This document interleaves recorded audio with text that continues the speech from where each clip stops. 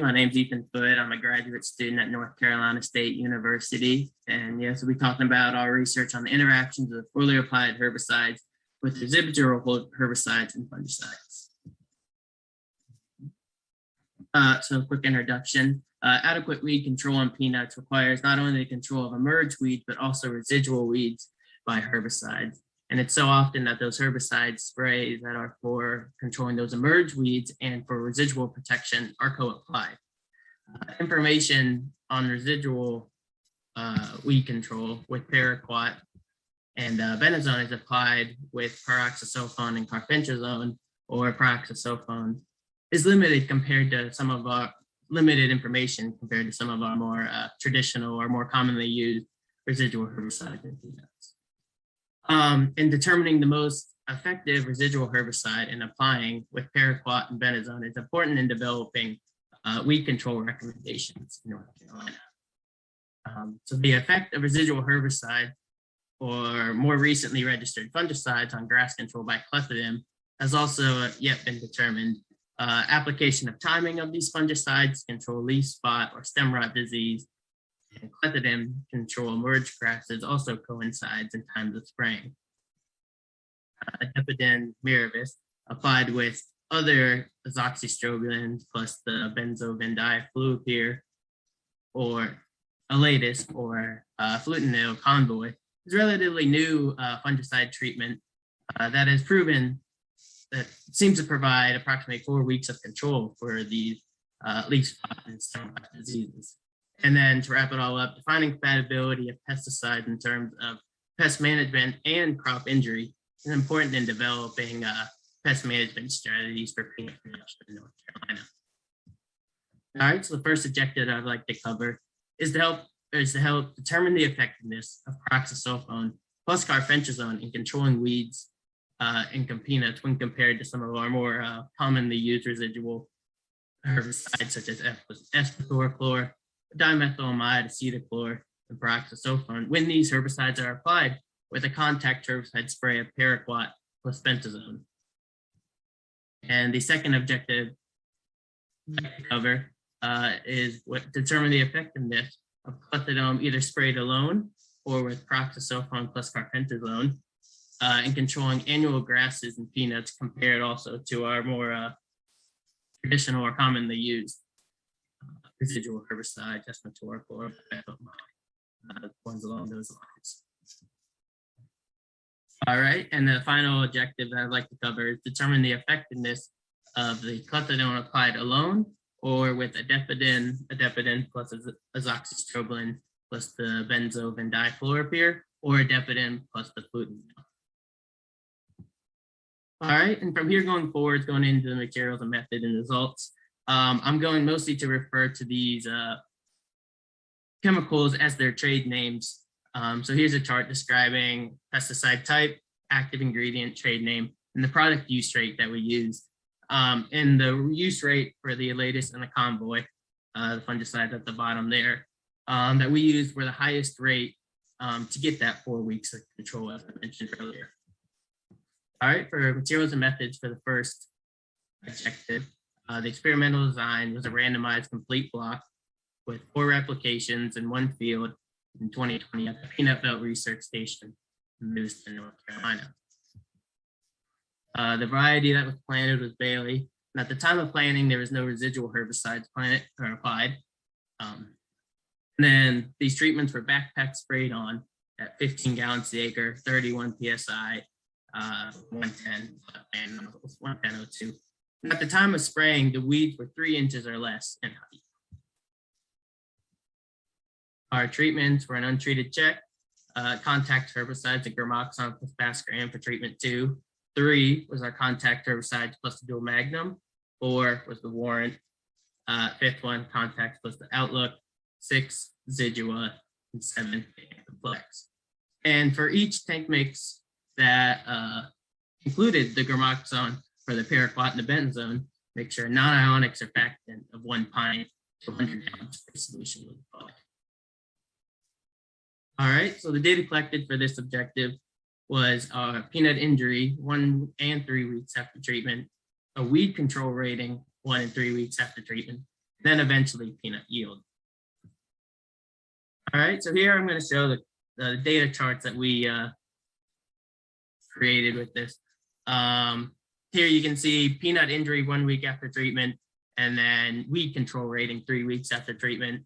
And then moving on, you see peanut injury 3 weeks after treatment, and then 6 weeks after treatment for the weed control of ragweed, lamb's quarter, Texas panicum, entirely morning glory, and eclipta. But to kind of summarize those charts in words anyways, make it more presentable.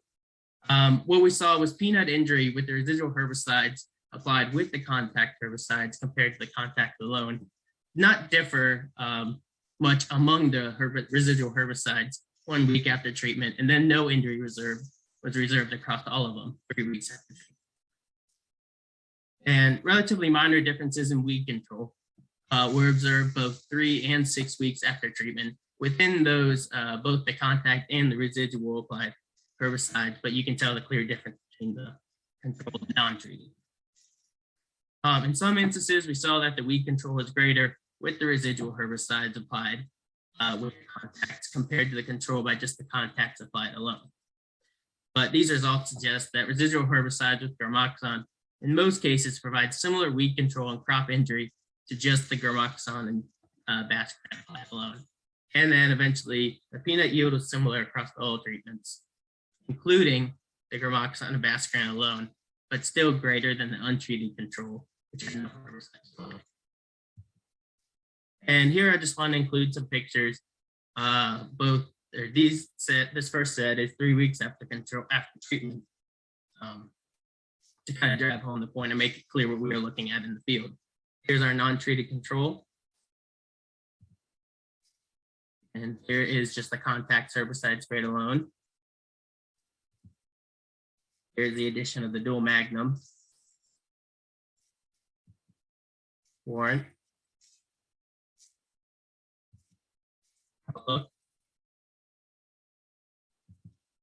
Zidua,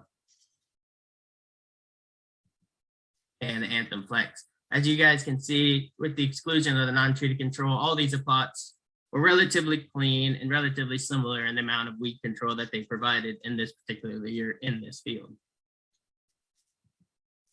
All right, now here's those same plots after 6 weeks of treatment. Non-treated control, as you can see, you can barely identify the peanuts in the field. Total escape on weed control, total weed growth. Here's contacts alone. And then residual Dual Magnum, Warrant, Outlook, Zidua, Anthem Flex. And just as a reminder, there was no residual herbicides applied at the beginning of the year. But as you can tell, these plots are all relatively equal in weed control minus that first non-treated check that I showed you. As you can see from this photo, you don't see any peanut injury, and similar results across the board in terms of weed control. All right, moving on to our second objective, which was the clethodim applied with the residual herbicides. Our experimental design was a completely randomized block with 4 replications. This was done twice in 2 separate fields at the Peanut Belt Research Station last year, 2020. All right, so our variety again was Bailey. This was backpack sprayed on 15 gallons to the acre, 31 PSI, 110 flat fan nozzle. But the difference between this one is Cobra was applied a week before to control the broadleaf weeds, because we were mostly looking at our grasses, or we're looking at our grass control with the clethodim. So Cobra was applied week before treatment to eliminate those broadleaves and give the time for proper rebound for the grasses to be controlled. All right, our treatments for this one were an untreated check, clethodim by itself, clethodim plus the Anthem Flex, and plus the Dual Magnum, and then clethodim plus the Zidua. And then for all clethodim mixes, crop oil concentrate at 16 gallons, or 16 ounces to the acre was applied. All right, from this one, Texas panicum control by clethodim did not differ when applied alone or with the residual herbicide Anthem Flex Dual Magnum or Zidua. The reason we focus on Texas panicum here was this was the most prevalent weed, yet alone the most prevalent grass in the plot that's controlled by the clethodim. These results indicate that the clethodim and the residual herbicides did not adversely affect the grass control by the clethodim. And then in another report, another experiment done in 2013 as well in North Carolina, they reported that Dual Magnum and Outlook did not affect the control of the clethodim, just because we did not include the Outlook in our experiment. All right, and then for our final objective, like the color, which was the clethodim applied with the diphenone alone or with fungicide used for stem rot control. This has the same experimental design as the last one, randomized complete block, 4 replications, done twice in 2 separate fields, the Peanut Belt Research Station. All right, again, variety, Bailey, this is all the same here. In terms of spraying 15 gallons to the acre, 110, and all those backpack sprayed on. This as well had the Cobra applied the week before. And at this time of spraying, the Texas panicum was 5 to 10 inches tall. For our treatments, an untreated check, clethodim plus Miravis, clethodim plus Miravis and the latest, and then clethodim plus Miravis plus convoy. And then as well, this had the crop oil concentrate at 16 ounces to the acre. All right, from this we saw that the Texas panicum control by the clethodim was similar across all treatments of the fungicide, which exceeded 95% of grass control, no matter the fungicide treatment. And then from this, these results indicate that the clethodim, Miravis, plus either the latest or convoy are compatible and will not adversely affect grass control. All right, and future research going forward with this is being replicated this year. But what more research needs to be put into when Anthem Flex is applied with other post-emergence herbicide and with other weed complexes such as Palmer amaranth, which at this research station is not as high as a population. It's not a pressing issue at this research station, luckily. And then additional research is needed to determine these herbicides and adjuvants control diseases when applied with Miravis plus either the latest or convoy. We did not look at the disease side of things, just the weed control side with the clethodim. There are my sources. And I want to thank everyone for listening today. I'm open for questions. Thank you. Great, thank you very much. And we have, Ethan, we have time for questions now. All right. Any questions for Ethan?